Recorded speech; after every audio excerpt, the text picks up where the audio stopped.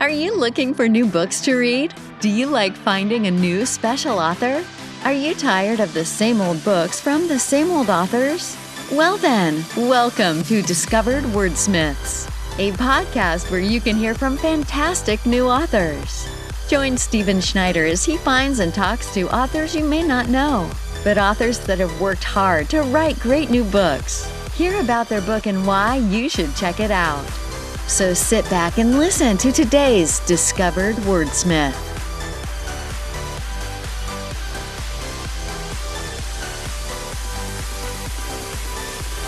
All right, so let's talk some author stuff. And we've got a great topic for people today. Before we get to that, let me ask you a couple other questions. So you've written like 5 books, you're working on a 6th one. What are you doing different now than you did clear at the beginning when you started writing? Oh, everything. My process of writing a book is actually constantly evolving. It's changed through every book I've written so far. One of the things that took me a long time to understand in the very early days was that editing is actually critical to the process. I kind of like always had this bizarre idea that people just wrote books and once they finished writing them, that was it. It was done, and I couldn't do that. I did when I tried to do that. I wrote books, but they were terrible at the end, and it took me kind of like a while to understand that the reason why, books are as good as they are is because there's a lot of work after the initial writing. And so I kind of got to a point where I now have a kind of love-hate relationship with editing. It's like I understand it's vital. I don't like doing it particularly, but I know that I need to.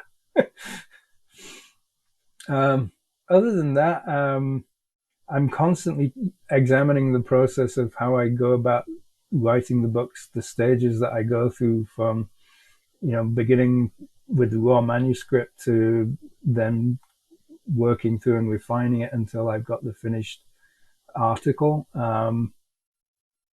And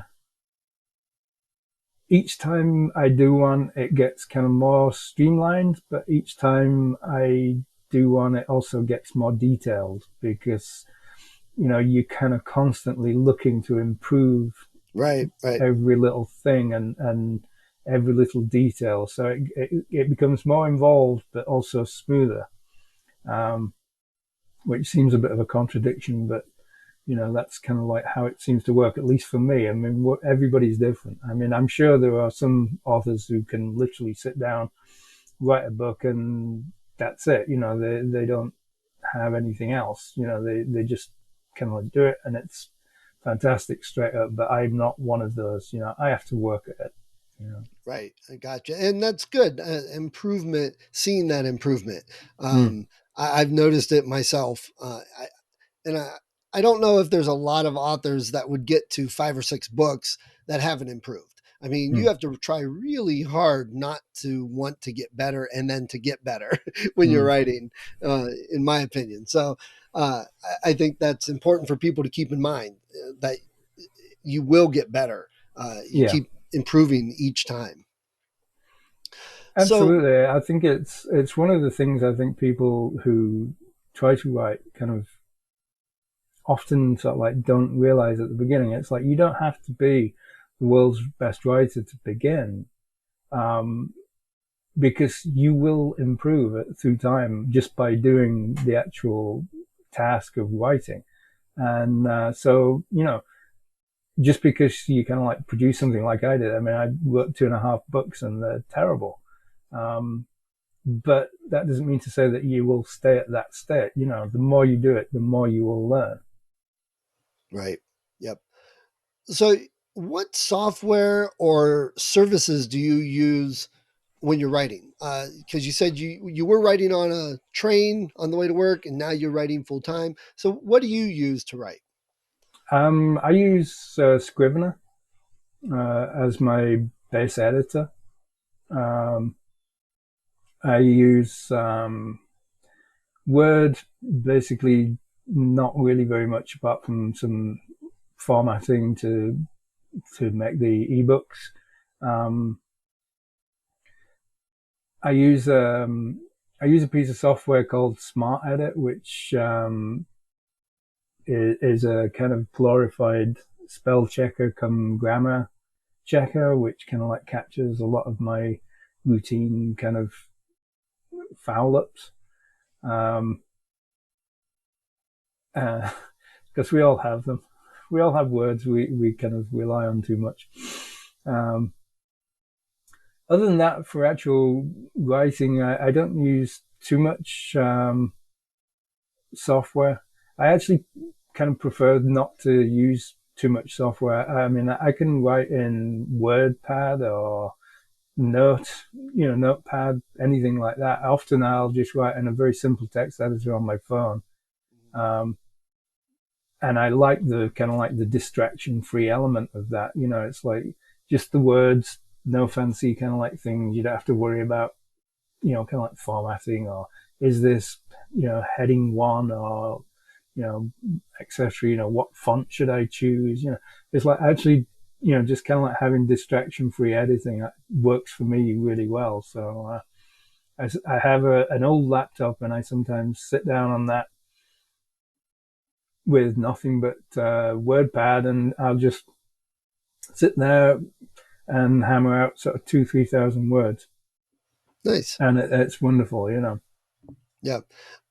I know a lot of authors I've been seeing, they have various devices that essentially do that, simplify it. Mm. Typewriter looking little devices, like Mm. the old word processors where it's one line at a time and that's like all you see.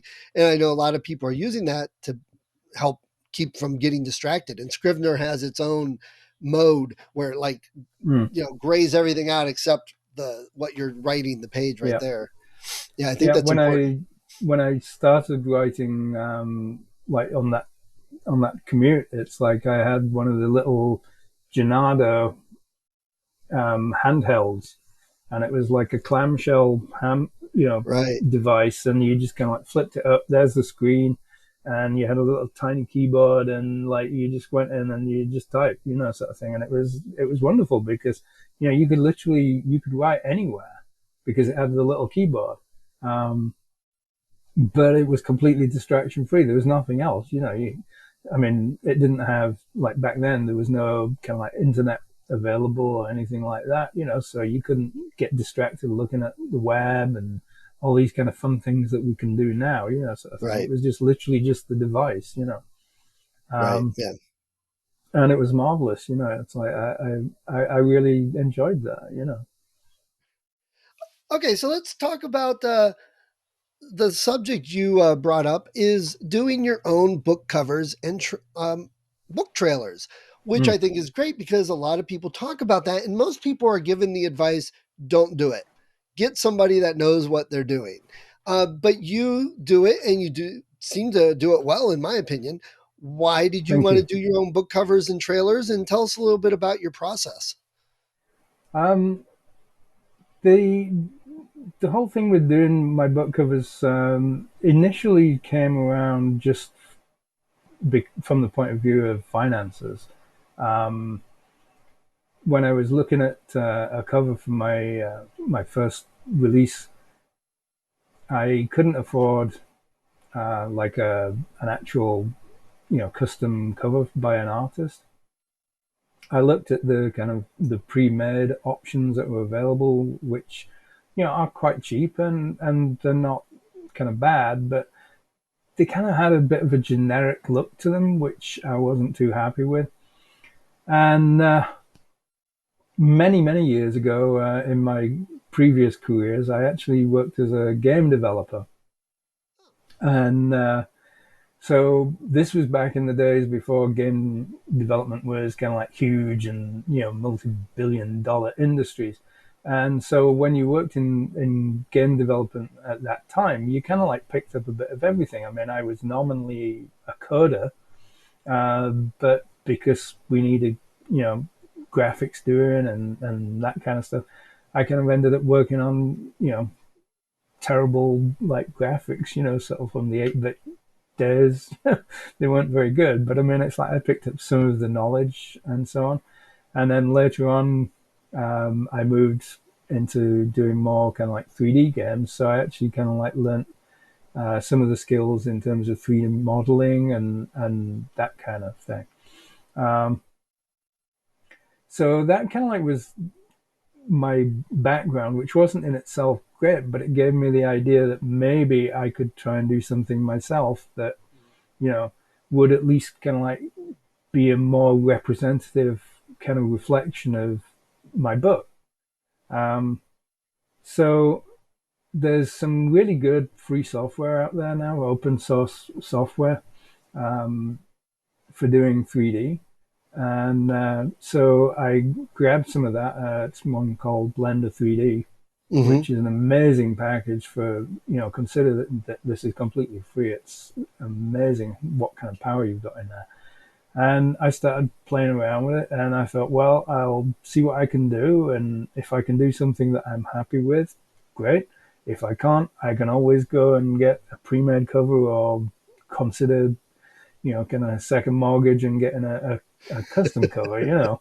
Um, so anyway, I did the first cover for the first book, and and I was kind of like happy with it, and I showed it to a few people, and they thought it looked good, and I thought, okay, I'll go with that, and we'll see what happens. I wasn't really planning on necessarily doing all of them, but I thought, I'll keep going until such time I can't do a cover that I'm happy with. Um, I have to say I'm somewhat lucky in that my brother is actually a graphic designer, and being my brother, he refused to help completely. Uh, but he was willing to kind of like give me feedback on what I was doing, so I picked up more from kind of like picking his brains and his knowledge as well. Um, and I've basically been doing them ever since. Nice. And in a similar way to the writing, every one I do, it's more of a learning opportunity, and every time they get a little bit more sophisticated, a little bit more refined, and yeah, now I'm getting quite good at it, I think. Nice. Nice. So what do people say about the covers? Do they say, "Oh, wow, those are great," or do you hear, "Yeah, that's I don't want to tell you I don't like it." Mm. What have you gotten any good bad feedback? I've had some very good feedback. It's like I think I'm kind of I've been lucky in that, like I've been able to kind of like do some fairly good stuff, and most of the feedback I get is, wow, I really love your covers. I can't believe that you do them yourself, which Awesome. is That's very perfect. flattering.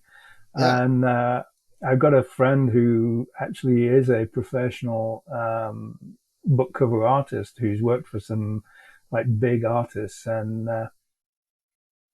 he said to me a couple of times, "Your covers are really good, Dave." He said, like, I think you do fantastic. Because I actually kind of like was talking to him at one point of maybe doing a cover for me, and he kind of like said, "I don't think you need me." So that was incredibly flattering. Nice. So the book trailers, do you think that they've been gathering attention to your books and helping push the books, or is it just more for fun for you, or what do you think of that? What makes them work, or anything about that? Because I don't know a lot of authors doing book trailers. I think I think there's a lot of hype about book trailers in the industry. I think people get sold them a lot, and I don't think, quite honestly, frankly, that on a practical level they do very much. I enjoy doing them. I've enjoyed kind of like putting them together and so on, but it really is a lot of work, um, and I'm not sure that there's a good payback for that level of work. Um,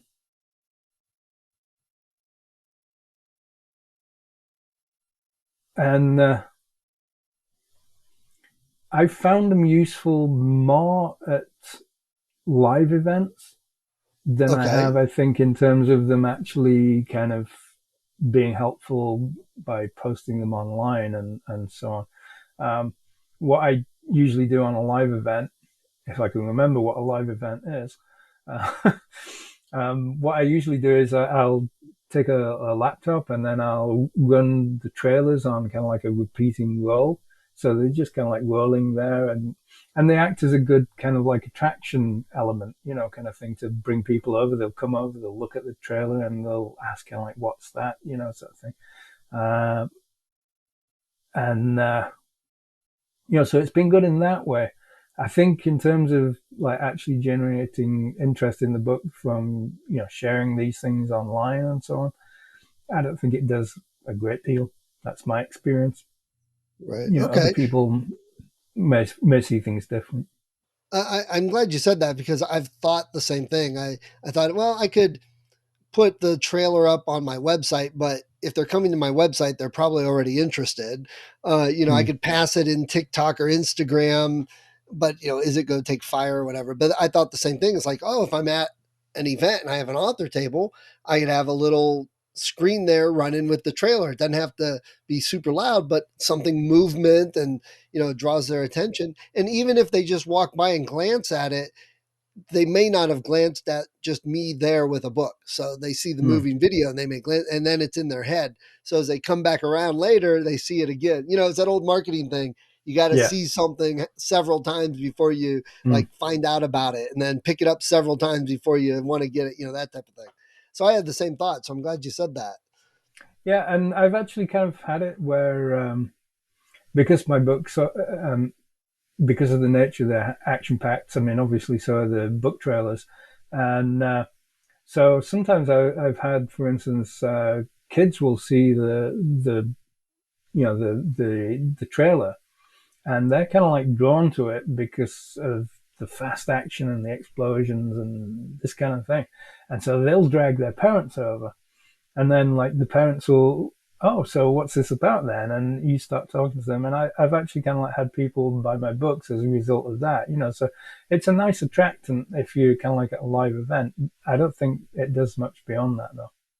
Okay, and uh, book covers again. Second, do you look at other book covers and evaluate them, say, oh, that I really don't like that, that's probably not doing well, or this is great, I'm going to use that for my next one, etc.? Do you do things like that?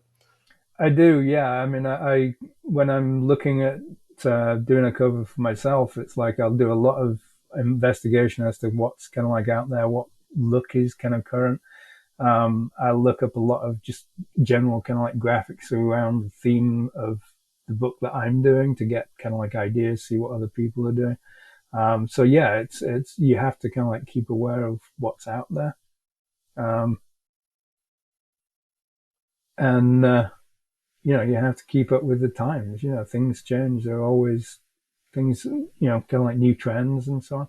I like to try and make mine kind of personal, how I would like them. I render them all in 3D. They're all kind of like rendered, but I don't actually like necessarily the hyper realism of 3D renderings. So I do a lot of filtering after the initial rendering to kind of like make them look more kind of natural, as if they'd been sort of like more painted.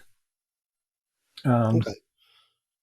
but that's just the style I like. I think I think 3D rendering can look a little bit sterile and cold, which may be something you're into. I mean, in terms of some of the things that I see, it's like, I mean, well, I mean, there are certain elements, and unfortunately, they're good, but you see them so many times on different books, and you kind of like you're looking and you, oh my goodness, not that spaceship again. Right, right. And it's like that's one of the good things about being able to do my own. It's like I can make them like unique to my books, so they kind of like have the same flavor because you've got to kind of sit within the accepted flavor of what makes a book in your genre. But it's like I can make it so that they're actually unique to my books, which is to me is like very nice. Nice. Okay. And would you recommend to other authors to do their own covers, or would you say most authors should probably get somebody else to do them? I think if you've got some kind of a creative background and you've maybe had some exposure to doing that kind of stuff before, I don't think that there's any reason why you shouldn't try it at least. Um, if you haven't, it's a big learning curve to get to that point. And so you're probably better off investing your time in just writing more and turning out more books because, I mean, yeah, I mean, it doesn't cost me in terms of money, but I mean, obviously it does cost in terms of time. And, you know, if you kind of like investing a lot of time into making a cover, you know, I mean, that's all time away from actually writing, which Right. kind of, you know, you might be better suited to. I just happen to be fortunate in that I've been able to pull it off, you know, sort of thing. But even for me, it's like, I mean, the first kind of like few covers I did, I mean, they took a long, long time because I didn't really know what I was doing. You know, so, you know, I mean, if you're kind of like okay with investing that time, great. If you're not, you know, it's maybe better to kind of like just let somebody else do that work for you, you know. Right. But it's a very personal choice, you know. And you're right. It is a balance you got to really think about. You know, Mm, if it's going to take you 57 hours of work to get one book cover made, you know, how many words could you have written in that time or edited finishing a book or something? You know, the same with the money aspect. People, I know people say, oh, I don't want to spend a couple $100s on a book cover. But if you do a really bad book cover, you spent time on it, but no money, you did a bad one, you only sell 10 copies. It might mm, have been worth it to spend $300 or $400 on the book cover and then sell 1,000 copies. yeah. Because the book cover does make a difference, does matter today. People look at it and judge whether they're going to look further into the book too. That's a hard lesson. It's a one that I think some people still don't believe. I guess. Yeah, I mean, there's the old saying, you know, I mean, you don't judge a book by its cover, but the truth is that we all do, you know, and it's like, I mean, when you see a book on a bookshelf or, you know, you see it like on Amazon or whatever, I mean, the first thing that hits you is the cover. So if the cover is not good, it's like people are going to be put off. That's the realism of the situation. You know, you can't ignore that and pretend that it doesn't happen. Right. And I mean, to be honest, there are so many kind of like good pre-made book cover sources now at reasonable prices. You know, there's no reason to kind of like have a really kind of like dodgy looking cover. You know, you might as well just spend a few dollars and get something that looks, you know, pretty good. Um, you've got to be a little bit kind of obsessive, I think, if you want to do those kind of things yourself. Yes. Yeah. You got to have some skill. I don't think I would be comfortable doing my own cover at all. I'm not graphically inclined to any degree. I have a Mm. hard time with Crayolas and a coloring book. So, so obviously the book trailers are part of your marketing scheme. What else are you doing to market your books? I use Amazon ads. They're kind of mixed, you know. It's kind of like they sort of they bring some attention, but a lot of what I seem to be getting it seems to be through word of mouth. I'm not being able to track it back to kind of like ad impressions and so on. I I do a lot of or I'm trying to do more of these kind of shows like with you here. You know, to try and spread the word and get my name out there. The biggest challenge I think these days for any kind of author is just actually being seen and getting known because, you know, there are now so many books coming out every day. I can't remember the exact figure, but it's kind of like hundreds of thousands of books are published every day. So just being seen is kind of like really the biggest challenge that authors have. Um, so you know that's kind of like part of it. I publish. I mean, I post things on social media. It's like I share a lot of science kind of stories and so on social media. I think, kind of most people who are into science fiction kind of have some interest in science and technology. Um, and then I have my own blog where I kind of like post about things again related to science fiction writing.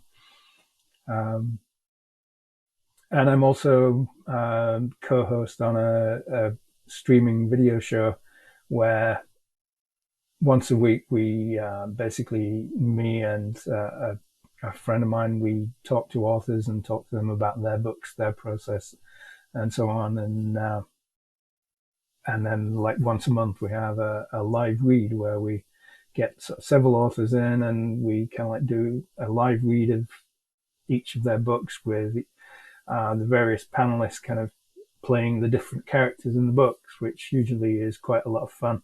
Nice. And gets very silly. What's the title of that podcast? It's called Lurking for Legends. Okay, I'll have to make sure and put links into that.